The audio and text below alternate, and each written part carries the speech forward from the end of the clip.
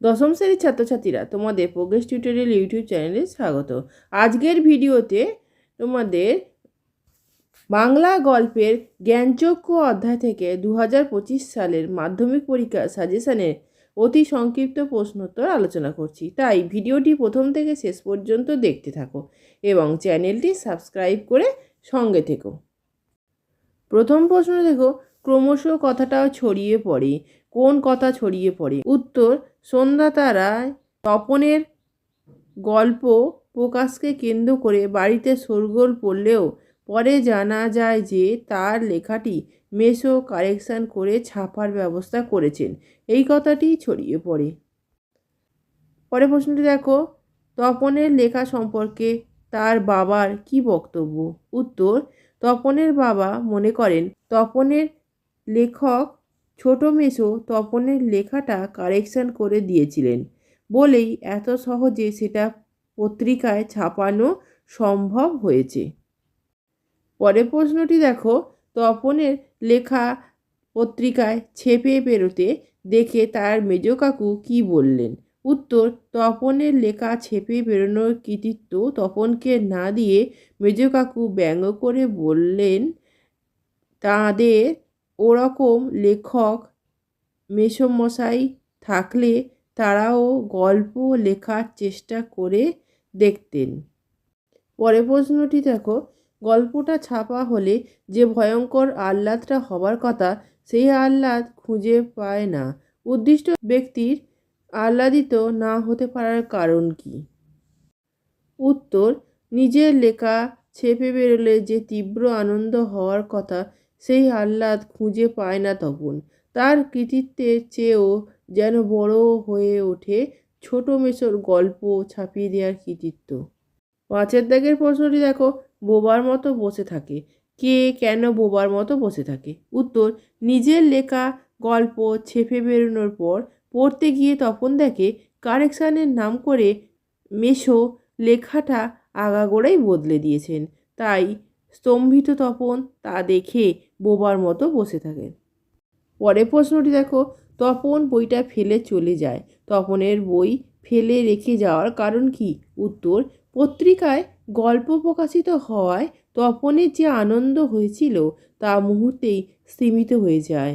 কারেকশানের নামে তার লেখাটা আগাগোড়াই বদলে গেছে, তাই অভিমানে তপন বই ফেলে চলে যায়। পরের প্রশ্নটা দেখো, তপন আর পড়তে পারে না। তপনের আর পড়তে না পারার কারণ কি? উত্তর, নিজের লেখা গল্প পত্রিকায় ছেপে বেরোনোর পর পড়তে গিয়ে তপন দেখে কারেকশানের নাম করে ছোট মেসোমশাই তার লেখাটা পুরোটাই পাল্টে দিয়েছেন, তাই তপন আর পড়তে পারে না। পরের প্রশ্নটি দেখো, তপনের মনে হয় আজ যেন তার জীবনের সবচেয়ে দুঃখের দিন। দিনটিতে কোন উল্লেখযোগ্য ঘটনা ঘটেছিল? উত্তর, জীবনের প্রথম লেখা গল্প ছেপে বেরোনোর পর তপন দেখে কারেকশানের নামে নতুন মেসো পুরো গল্পটাই বদলে দিয়েছেন। গল্পের স্বকীয়তা হারানোয় ব্যথিত তপনের সেই দিনটা সবচেয়ে দুঃখের মনে হয়েছে। পরের প্রশ্ন দেখো, তার চেয়ে দুঃখের কিছু নেই। কিসের কথা বলা হয়েছে? উত্তর, আশাপূর্ণা দেবী রচিত জ্ঞানচক্ষু গল্পে তপনের মনে হয়েছে নিজের গল্প পড়তে বসে অন্যের লেখা লাইন পড়ার চেয়ে দুঃখের আর কিছুই নেই। পরের প্রশ্নটি দেখো, তপন প্রথমটা ভাবে ঠাট্টা। তপন কোন কথাকে প্রথমটায় ঠাট্টা ভেবেছিল? উত্তর, লেখক নতুন মেসোমশাই যখন তপনকে জানান তার গল্প দিব্যি হয়েছে, এমনকি একটু সংশোধন করে দিলে ছাপতেও দেওয়া যায়, তখন সম্পূর্ণ বিশ্বাস করতে না পেরে তপন এই কথাটা নিছক ঠাট্টা বলে মনে করেছিল। পরে প্রশ্নটা দেখো, না না আমি বলছি তপনের হাত আছে। কখন বক্তা এ কথা বলেছেন?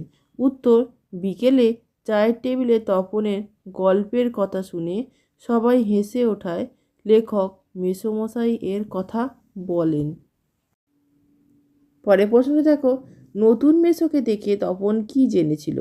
উত্তর, লেখকেরা যে অন্য গ্রহ থেকে পড়া কোনো জীব নয় আর 5 জনের মতোই নিছক সাধারণ মানুষ, নতুন মেসোকে দেখে তপন এ কথাই জেনেছিল। পরের প্রশ্নটি দেখো, গায়ে কাঁটা দিয়ে উঠল। তপনের গায়ে কাঁটা দিয়ে উঠল কেন? উত্তর, তপনের নিজের লেখা গল্প যা কারেকশানের পর সম্পূর্ণ পরিবর্তিত হয়ে গিয়েছিল তা পাঠ করে তার গায়ে কাঁটা দিয়ে উঠেছিল। প্রোগ্রেস টিউটোরিয়াল এমন একটি চ্যানেল যেখানে নবম শ্রেণী থেকে দ্বাদশ শ্রেণীর ফাইনাল পরীক্ষা কোশ্চেনের প্যাটার্ন অনুসারে বিভিন্ন ধরনের কোশ্চেন অ্যান্সার আলোচনা করা হয়ে থাকে। এই ধরনের ভিডিওগুলি পেতে চ্যানেলটি অবশ্যই সাবস্ক্রাইব করো এবং বেল আইকন প্রেস করে অল নোটিফিকেশন অন করে রেখো। এছাড়া ভিডিওটিকে লাইক কমেন্ট শেয়ার করো। পরের প্রশ্নটি দেখো, জ্ঞানচক্ষু গল্পে তপনের মেসো কোন মহত্ব দেখিয়েছিলেন?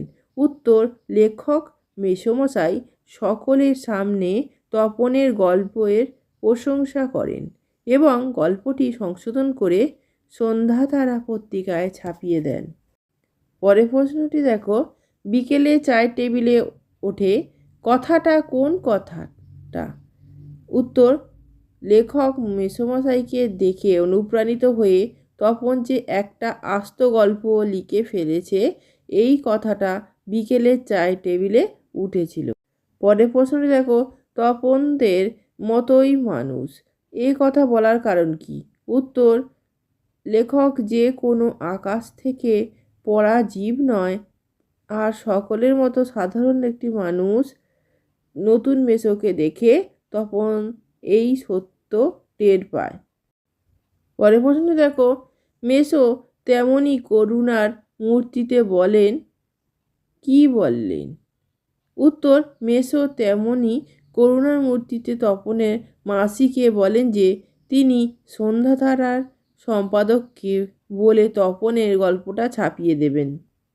পরের প্রশ্নটি দেখো,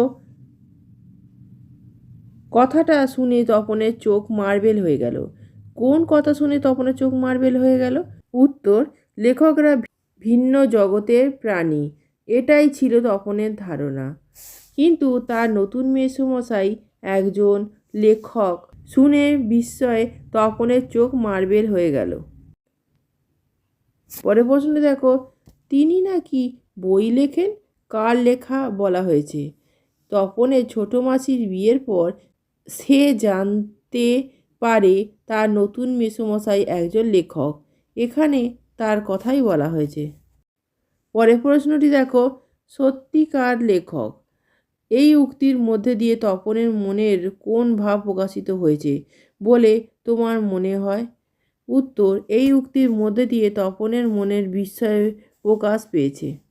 লেখকরা আদৌ বাস্তব জগতের মানুষ নন, এই অলীক ভাবনা নতুন মেসোর সঙ্গে পরিচয়ে ভেঙে যাওয়াতেই এমন উক্তি।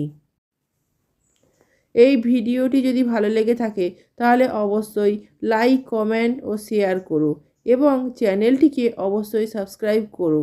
এছাড়া প্রোগ্রেস টিউটোরিয়াল ফেসবুক পেজটি লাইক ও ফলো করে রেখো। ধন্যবাদ।